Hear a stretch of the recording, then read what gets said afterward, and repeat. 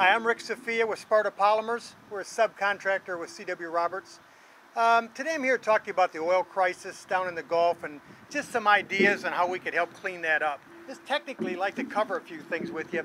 There's a media, it's a plastic that actually will suck oil up and not water. And that's real important, obviously, to get this oil out of the Gulf. We use it today, it's in what's called a boom.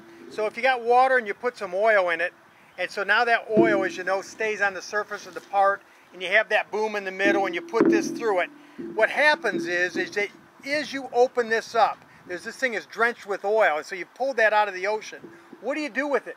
Well, the plan right now is to landfill it, which is a terrible idea because, quite honestly, two things you can do with this. One is extract it. As you can see, it's just full of oil. If you extract it, you can get the oil back out of it, probably at least 85% of it to be reused somewhere else to help maybe fund all of this. Second of all, because that's plastic, we can actually make it into a product. Today you're going to see a little video right after this shoot, and it's going to show you 2/3 of what we're doing. We have big equipment to take the oil out, but once it's out and how we reprocess it, it's really pretty remarkable that because think about it, oil and gas is what plastic is from anyway. So in a sense, what we're doing is we're taking natural resources here and reusing it back into something that's usable for all of us and help reclaim this. I really am concerned. I'm concerned because there's so much bureaucracy involved in here. There's so much finger pointing that we're not spending the time and effort. You know, as Americans, we pull together and solve things like this. I think we get a number of companies and work in unison. We can suck back that oil out and clean up that whole area, which is going to be devastating if we don't.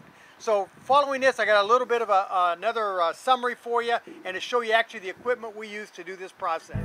Thanks a lot. Hi, I'm Rick Sophia. I'm with Sparta Polymers. I'm here today to talk to you about recycling.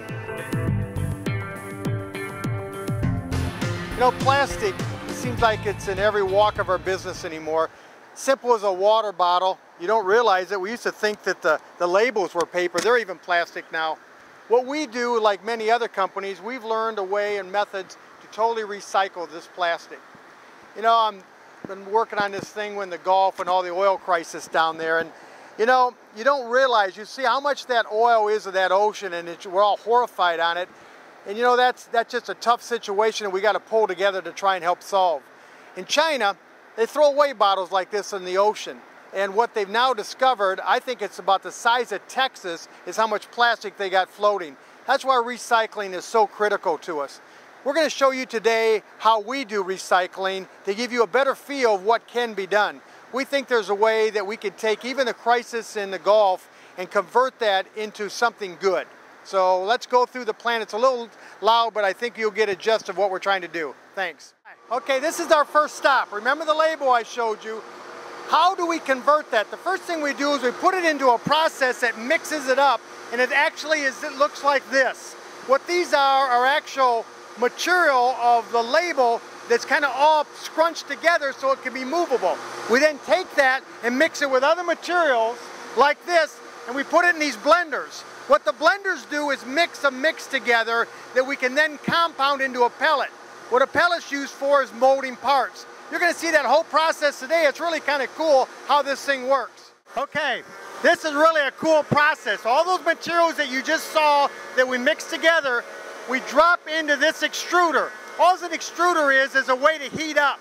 So it heats the plastic up, and it's coming through a die. As it comes through that die, it goes down a water bath, and then what you're going to see is we go ahead and we pelletize it at the end. All right, as you can see, pelletizing, what it's doing is putting this material into a little pellet that they can then mold with.